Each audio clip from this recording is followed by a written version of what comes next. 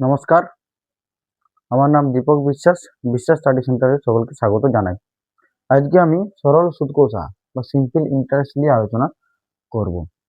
এটা বলার আগে তোমাদেরকে আমি একটা কথা বলি, তোমরা শোনো। আমি একটা স্কুলে পড়াতে গিয়েছিলাম। সেখানে একজনকার নাম ছিল মনীষা।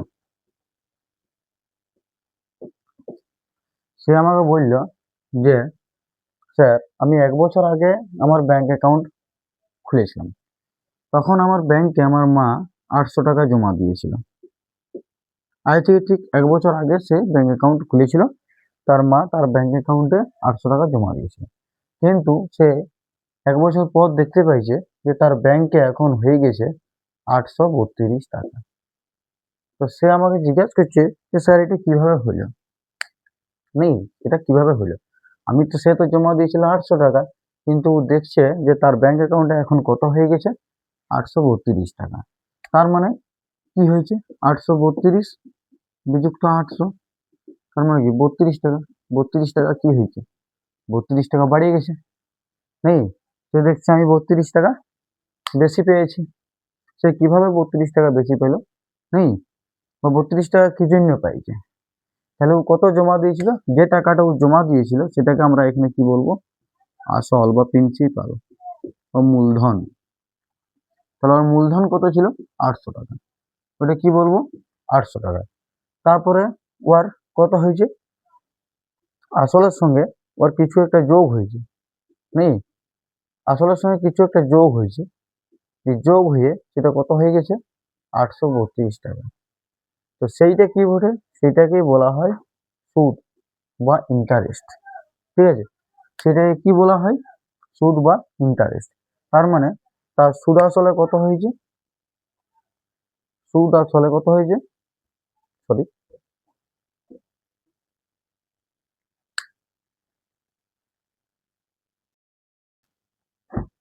তাহলে ওর সুদ আসল কত হয়ে গেছে? সুদ আসল বা সবৃদ্ধি মূল সুদযুক্ত আসল সমান হয়ে গেছে 832 টাকা। তার মানে ও 800 টাকা জমা দিয়েছিল। তারপরে ও কত বছর টাকাটা ব্যাংকে রেখেছিল? সময় কত দিয়েছিল? সময় দিয়েছিল। সময় মানে ব্যাংকে যে টাকাটা ছিল তার সময় কতক্ষণ ছিল? তার সময় ছিল 1 বছর। ওই 1 বছরে ও কত টাকা পাইছে? 32 টাকা কি বাড়তি পাইছে? এই 32 টাকা বাড়তি টাকা ও পাইছে সুদ। দিয়ে ওর সুদ আসলে কত হয়ে গেছে? 832 টাকা।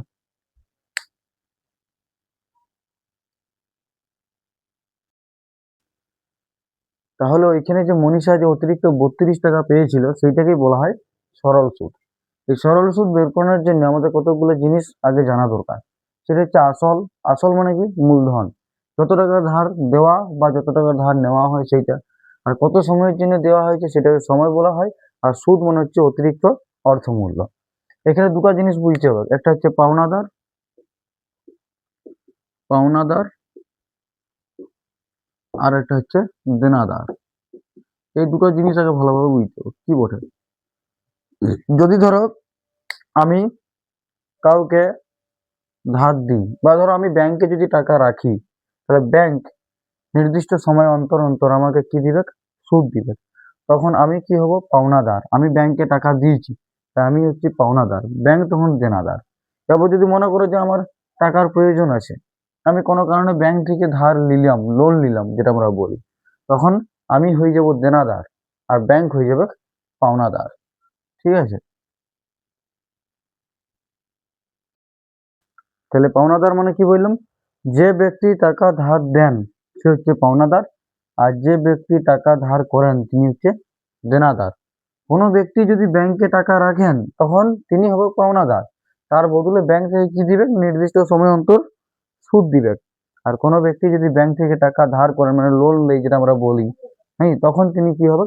তখন তিনি হবে দেনাদার, ব্যাংক হবে পাওনাদার। তার বদলে তিনি যদি ব্যাংক থেকে টাকা ধার করেন তখন ব্যাংকে নির্দিষ্ট সময় অন্তর তাকে সুদ দিতে হবে, ব্যাংকে টাকা দিতে হবে বাড়তি বাড়তি টাকা। ঠিক আছে, এই জিনিসগুলো আগে ভালো করে বুঝতে হবে। আসল হচ্ছে প্রিন্সিপাল, সুদকে বলে ইন্টারেস্ট, নেই। আর সরল সুদ, সরল সুদ মানে হচ্ছে সিম্পল ইন্টারেস্ট। ঠিক আছে, এখানে তিনটা জিনিস জানতে হবে: আসল, সময়, সুদ, পাওনাদার, দেনাদার। এই জিনিসগুলোকে বুঝতে হবে। আসল মানে হচ্ছে মূলধন। ঠিক আছে, আসল মানে মূলধন, সিম্পল সিম্পল বিষয়গুলো আগে ভালো করে বুঝতে হবে, তারপরে অঙ্কগুলোর দিকে আস্তে আস্তে যেতে হবে। বুঝে যাচ্ছে কিনা বলবে। এরপর দেখো,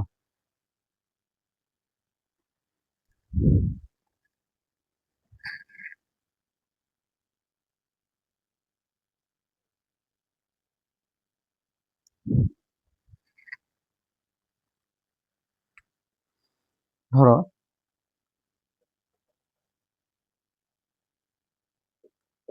রিম্পা আর রাশি, দুই বান্ধবী,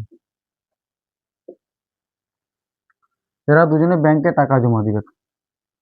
রিম্পা ব্যাংকে টাকা জমা রাখিল 500, আর রাশি কত জমা রাখলো 300। 1 বছর পর, 1 বছর পর রিম্পা পাইল 520 টাকা,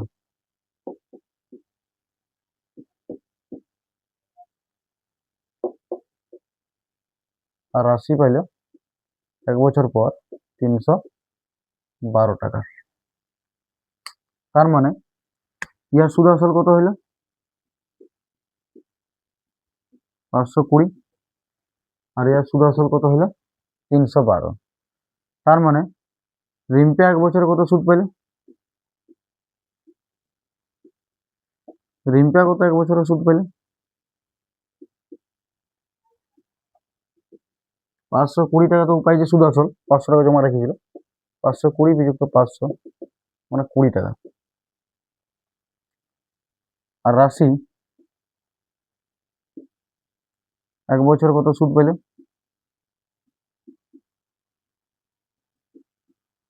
312 বিযুক্ত 300 সমান 12 টাকা। তোমাদের কি মনে হচ্ছে যে রাশি সুদ পাইছে 12 টাকা, রিম্পা পাইছে 20 টাকা? কেন কেন হইলো? দুজনই তো 1 বছরের জন্য রেখেছিল, রাশিও 1 বছরের জন্য ব্যাংকে টাকা রেখেছিল, আর রিম্পাও 1 বছরের জন্য ব্যাংকে টাকা রেখেছিল। রাশি 1 বছর পরে সুদ আসলে পাইলে 312 টাকা, রিম্পা 1 বছরে পাইলে সুদ আসলে 520 টাকা।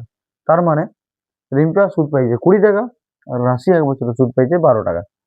তাহলে আমরা এতে থেকে কি বুঝতে পারবো যে যদি একটা নির্দিষ্ট সময়ের জন্য কিছু টাকা ব্যাংকে রাখা হয়, নির্দিষ্ট সময়ের জন্য 1 বছর বা 1 বছর, 2 বছর, 3 বছর, 4 বছর, যেমন মূলধন হবে আমরা সেই হারে সুদ বেশি পাবো। যদি আমরা মূলধন বেশি রাখি তাহলে বেশি সুদ পাবো, আর যদি মূলধন কম হয় তাহলে আমরা সুদও কম পাবো। যদি সময় স্থির থাকে, মূলধন বাড়লে সুদের পরিমাণটা বাড়বে, মূলধন কমলে সুদের পরিমাণটাও কমবে নির্দিষ্ট সময়ের জন্য। এটা কিন্তু খেয়াল রাখতে হবে, নির্দিষ্ট সময়ের জন্য একই পরিমাণ আসলের জন্য আমরা একই পরিমাণই সুদ পাবো। যদি আসল বেশি হয় তাহলে সুদ আসল বেশি হবে, তার মানে হচ্ছে সুদ বেশি পাবো। যদি আসল কম হয় তাহলে সুদ আসলও কম হবে, তার মানে আমরা সুদ কম পাবো। নির্দিষ্ট সময়ের জন্য যদি আমরা ব্যাংকে টাকা রাখি, যত বেশি মূলধন হবে তত বেশি সুদ, যত কম মূলধন তত কম সুদ। বুঝে যাচ্ছে কিনা বলবে।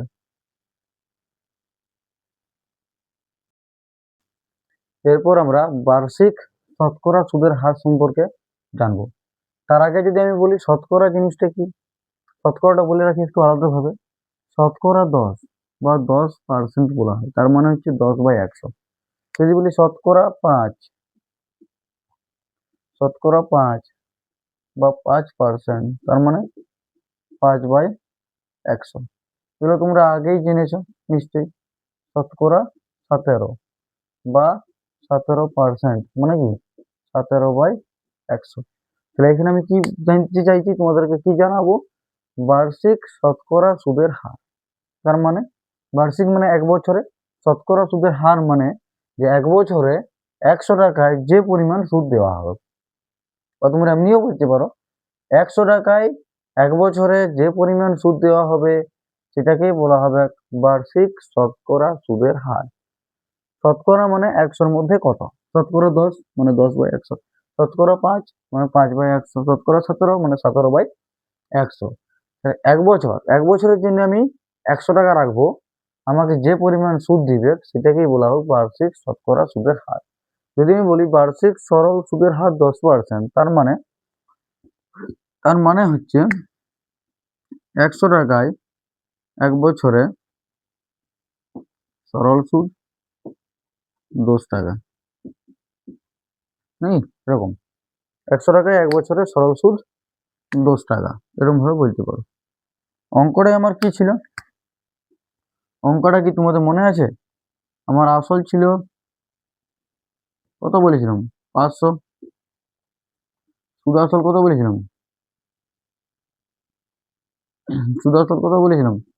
520। তার মানে সুদ কত বলেছিলাম? সুদ বলেছিলাম 20। হুম, সুদ কত বলেছিলাম? 20।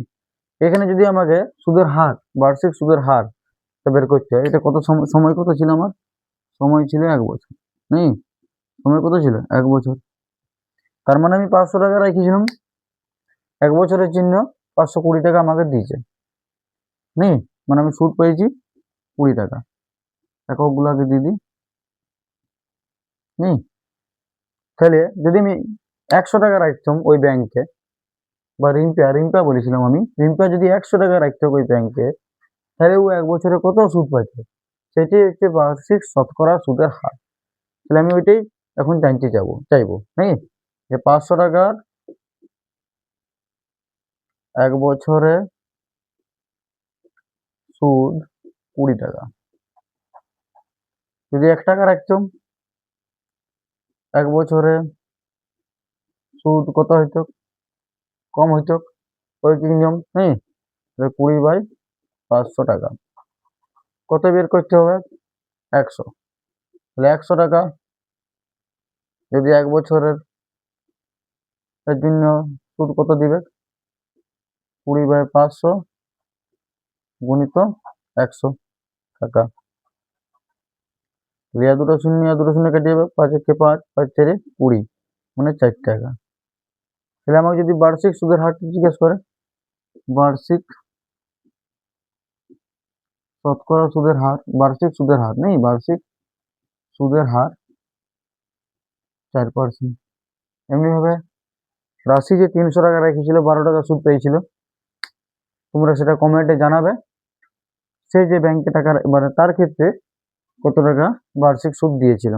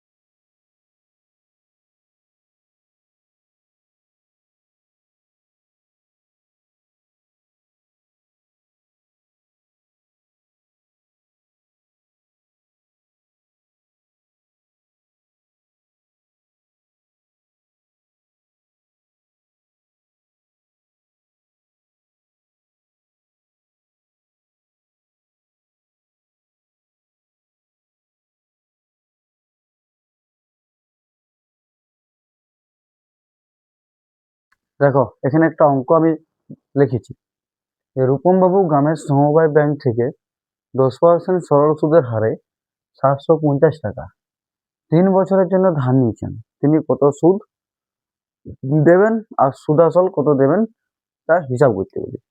তার আগে যদি বলি যে মোট সুদ মানে কি? যে নির্দিষ্ট আসলের উপর নির্দিষ্ট সময়ের জন্য প্রাপ্য সুদকে মোট সুদ বলা হয়। মানে 750 টাকা তো দিয়েছে, 750 টাকাতে প্রত্যেক বছর বছর ভাগে সুদ লাগবে, সরল সুদ লাগবে। এখানে কিন্তু চক্রবৃদ্ধি সুদের কথা বলা হয়নি, সরল সুদ। ঠিক আছে, সরল সুদে বছর বছর সুদের সঙ্গে আসলটা যোগ হয় নাই। তাহলে 750 টাকা আছে, 3 বছরের জন্যও ধার নিচে, প্রত্যেক বছর ওকে সুদ লাগবে। ঠিক আছে, তাহলে মোট কত সুদ লাগবে? নির্দিষ্ট পরিমাণ আসলের জন্য নির্দিষ্ট সময়ে নির্দিষ্ট আসলের উপর নির্দিষ্ট সময়ের জন্য যে সুদটা দেওয়া হয় তাকেই মোট সুদ বলা হয়। 750 টাকার জন্য 1 বছরে যে সুদটা দেওয়া হবে সেটাকে মোট সুদ বলা হবে। তো 3 বছরের জন্য দেওয়া হয় তাই 3 বছরের সুদটাকে মোট সুদ বলা হবে। 4 বছরের জন্য দিলে 4 বছরের সুদটাকে মোট সুদ বলা হবে। আর সুদ আসল মানে কি?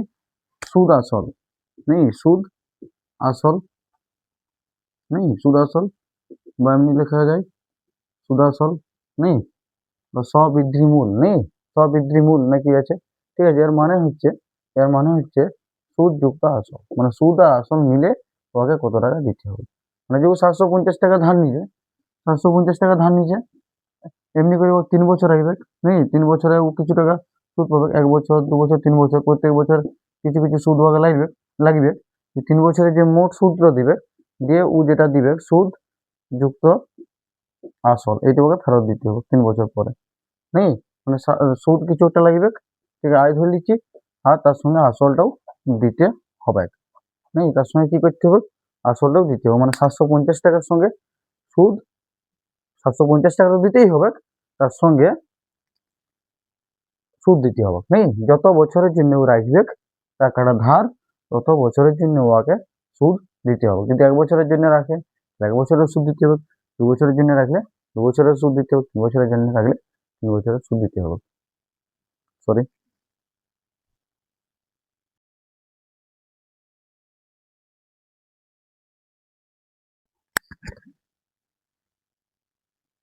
দেখো আমরা এরপর এই অঙ্কটা করব যে রূপম বাবু গ্রামের সমবায় ব্যাংকে 10% সরল সুদের হারে 750 টাকা 3 বছরের জন্য ধার নিলেন।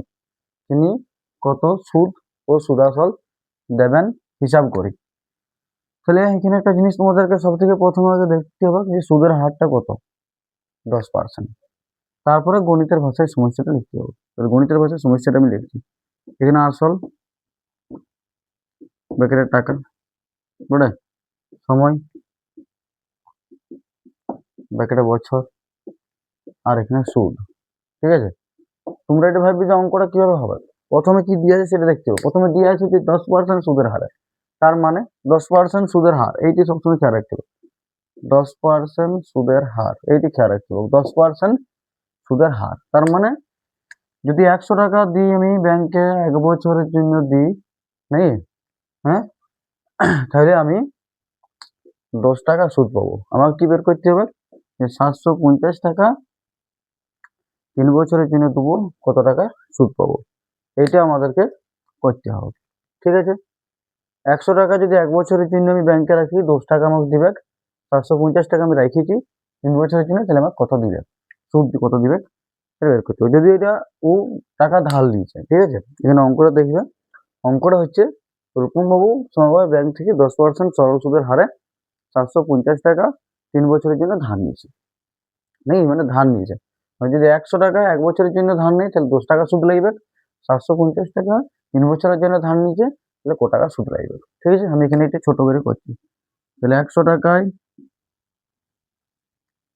ঠিক আছে, আমি তাহলে সমস্যাটা মুছেই দিই। ঠিক আছে, সমস্যাটা তোমরা বুঝতে পারলে নি বলবে।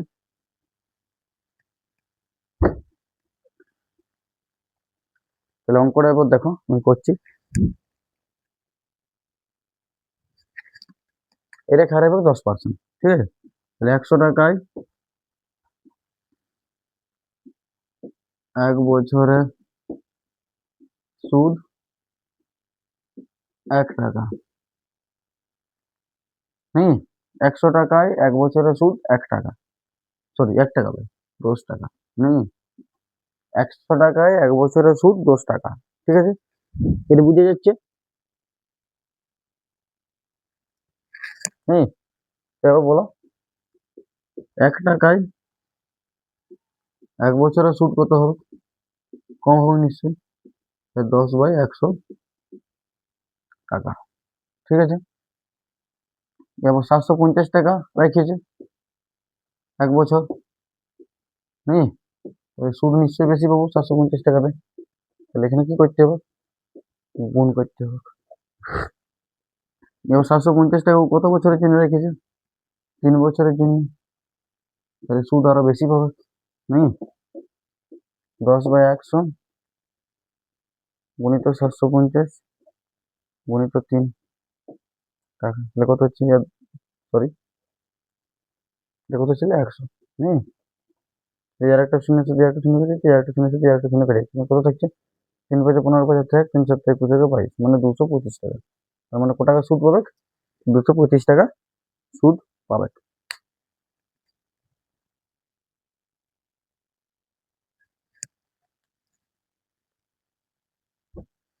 সরি, সুদ পাবে নয়, সুদ দিতে হবে। হুম, তার মানে রূপম বাবুকে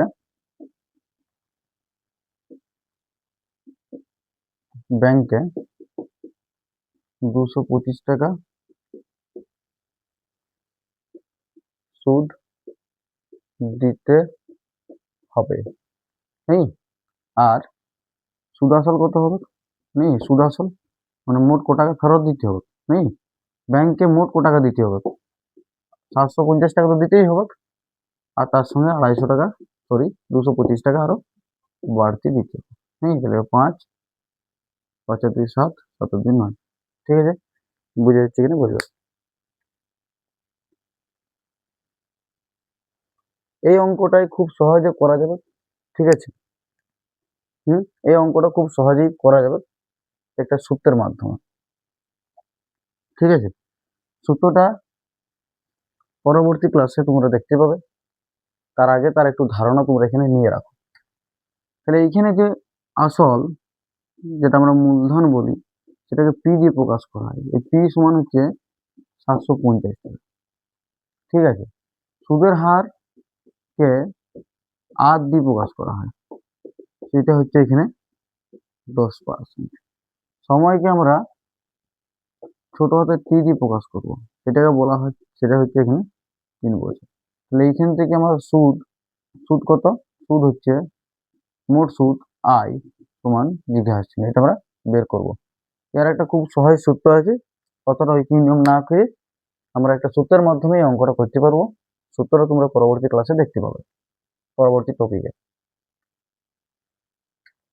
দেখো ছেলে, এইখান থেকে আই সমান কি হয়, এই সূত্রটা দেখবে, আই সমান পি গুণিত আর গুণিত টি বাই 100। তাহলে এখানে পি এর জায়গায় কত ইউজ করবো? 750। আর মানে 10, টি মানে 3 বছর, আর এটা 100। তাহলে যদি কাটাকাটি করি, আর শূন্য সাথে আর শূন্য কেটে যাবে, আর শূন্য সাথে আর শূন্য কেটে যাবে, 75 3 থাকবে 225 টাকা। তাহলে মোট সুদ কত হলো? মোট সুদ ওর দিতে হবে। হুম, মোট সুদ বা সুদ কত দিতে হবে? 225 টাকা। হুম, আর সুদ আসল, হুম, সুদ আসল কত দিতে হবে? 750 যুক্ত 225 টাকা।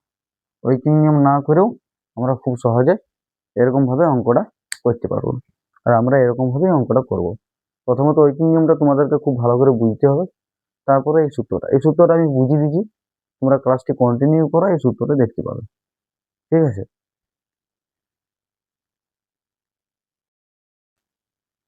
সরি, দেখো আমরা সরল সুদের ক্ষেত্রে একটা গুরুত্বপূর্ণ সূত্র নিয়ে এখন আলোচনা করছি। এটা কি বলে? আই সমান পি আর টি বাই 100। ভালো করে দেখবে, আই সমান কি বলে? P R T by 100। এবার তোমরা বলবে এই আই সমান পি আর টি বাই 100টা আবার কি জিনিস, এটা কি জন্য বলছেন? আমরা যদি ধরি আসল পি টাকা আমার কাছে আছে, আমি জানিনি আমার কাছে কত টাকা আছে। সময় টি বছর, মানে 5 বছর, 1 বছর, 2 বছর, 3 বছর, এই কিছু বছরের জন্য আমি কিছু টাকা জমা রাখবো। বার্ষিক সুদের হার আর পার্সেন্ট, তার মানে যদি 100 টাকা, এই যে আর পার্সেন্ট, বার্ষিক সুদের হার আর পার্সেন্ট, এটা আলাদাভাবে বুঝে নেওয়া হবে। বার্ষিক সুদের হার আর পার্সেন্ট, এর অর্থটা বুঝিয়ে দিতে হবে। তার মানে হচ্ছে 100 টাকার 1 বছরে সুদ 8 টাকা। যেমন আগে আমি লিখেছিলাম বার্ষিক সুদের হার 4%, সেক্ষেত্রে কি লিখেছিলাম যে 100 টাকার 1 বছরে সুদ হচ্ছে 4 টাকা। তেমনি আর পার্সেন্ট মানে হচ্ছে 100 টাকার 1 বছরে সুদ হচ্ছে 8 টাকা। আর এই 8টা 1, 2, 3, 4, 5, 6 এরকম হইতে পারে। বার্ষিক সুদের হার হচ্ছে 8%, 100 টাকার 1 বছরের সুদ হচ্ছে 8 টাকা। ঠিক আছে, তাহলে সেই সুদের হারে যদি আমি পি টাকা জমা দিই, সময় যদি টি বছর হয়, বার্ষিক সুদের হার যদি 8% হয়, তাহলে আমি কত সুদ পাবো সেটা খুব সহজে বের করতে পারবো। তো সেটা কিভাবে বের করতে পারবো সেটাই আমি এখন করে দেখাচ্ছি। ঠিক আছে,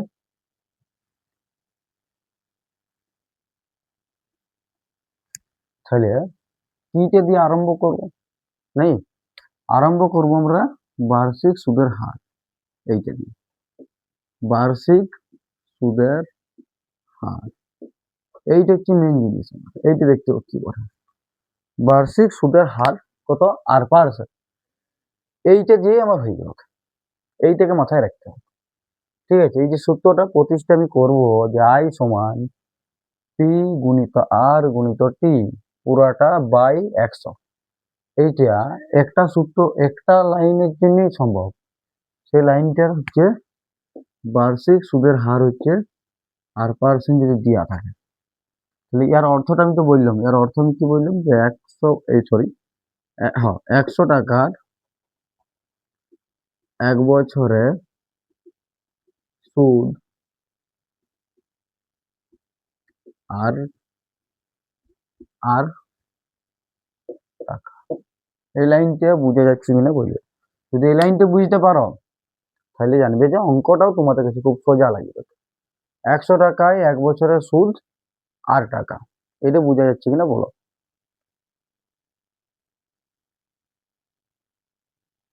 ঠিক আছে, তাহলে আমি যদি 1 টাকার 1 বছরে সুদ বের করতে চাই, তাহলে কত হবে? আর বাই 100 টাকা। বুঝে যাচ্ছে কিনা বলবে, ওয়েসিং নিয়মের মাধ্যমে হবে।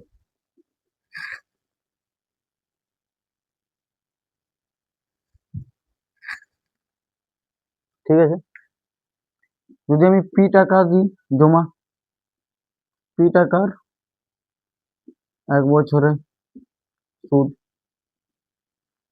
মনে করো পিটা 1-এর থেকে বেশি, পিটা 1-এর থেকে বেশি। আমি একটা অঙ্ক করে দেখেছিলাম, যদি আসলের পরিমাণটা বাড়ে তাহলে সুদের পরিমাণটাও বাড়বে। তাহলে পি টাকার 1 বছরের সুদ 1 টাকার থেকে বেশি হবে। এখানে কি লিখবো?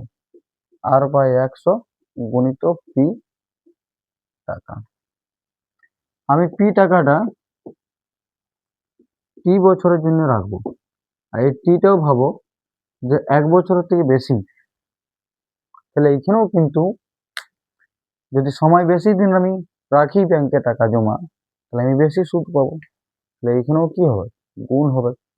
আর গুণিত পি বাই 100 তোমার ছিল, তার সঙ্গে পি এর গুণ হবে। ঠিক আছে, তাহলে পি টাকার টি বছরের সুদ কত হলো? পি আর টি বাই 100 টাকা। আর এই সুদটাকে আমরা কি ধরেছিলাম? আয় ধরেছিলাম। তাহলে আমরা আয় সমান কি বলতে পারি? P R T by 100। এটা খুব সহজেই, এই সূত্রটার মাধ্যমে আমরা খুব সহজেই অঙ্কগুলো করতে পারবো। কিন্তু তার আগে এই সূত্রটাকে খুব ভালোভাবে বুঝতে হবে, আর বার্ষিক সুদের হার 8% এইটাকে বুঝতে হবে। এই দুটো জিনিস বুঝতে পারলেই অঙ্কগুলো তোমরা আরামসে করতে পারবে। ঠিক আছে, বুঝা যাচ্ছে কিনা বলবে। ঠিক আছে, প্রথম থেকে আমি বলে দিচ্ছি আরেকবার। বার্ষিক সুদের হার আমি কি ধরছি? 8%। কিছু টাকা আছে আমার কাছে, আমি জানি কত টাকা আছে, আমি পি ধরছি। তোমরাও পি ধরবে, সময়টাকে টি বছর ধরবে। আর মোট সুদ যেটা পাবে, সুদের ইন্টারেস্ট নেই, আই বড় হাতের। তাহলে প্রথম যে লাইনটা, সেটা লাইনটা আমরা কোথা থেকে পাচ্ছি? যে তোমরা তোমাকে জিজ্ঞাসা করতে পারো যে স্যার আপনি 100 টাকা আর 1 বছরের সুদ 8 টাকা, এটা কেন লিখছেন? এটা আমি লিখছি এইটার জন্য যে বার্ষিক সুদের হার 8%। বার্ষিক সুদের হার কত বলা আছে? 8%। যদি বার্ষিক সুদের হার 8% হয়, তাহলে আমরা কি বলবো? যে 100 টাকার 1 বছরের সুদ 8 টাকা। যেমন আমি বলেছিলাম যে 100 টাকার 4 বছরের সুদ, সরি 100 টাকার 1 বছরের সুদ 4 টাকা যদি হয়, তখন আমরা কি বলবো? যে বার্ষিক সুদের হার 4%। ঠিক আছে, বোঝা যাচ্ছে কিনা বলবে। তাহলে 100 টাকার 1 বছরের সুদ যদি 8 টাকা হয়, তাহলে 100 জায়গায় যদি 1 টাকা আমি দিই, 1 বছর আমাকে সুদ বেশি দিবে নাই, কম দিবে। তাহলে এখানে ভাগ করতে হবে r/100। এরপর যদি আমি পি টাকা জমা দিই, পিটা মনে করো 1000 টাকা, 2000 টাকা, 500 টাকা, 600 টাকা, 1 টাকার থেকে বেশি, তখন 1 বছরের সুদ আমাকে বেশি দিবে। তার জন্য আমি গুণ করেছি। পি টাকাটা যদি আমি টি বছরের জন্য রাখি, তাহলে আমাকে আরো বেশি সুদ দিবে, তাই আমি আরো গুণ করেছি। যদি সময় একই থাকে, আসলের পরিমাণ বাড়লে সুদের পরিমাণ বাড়বে।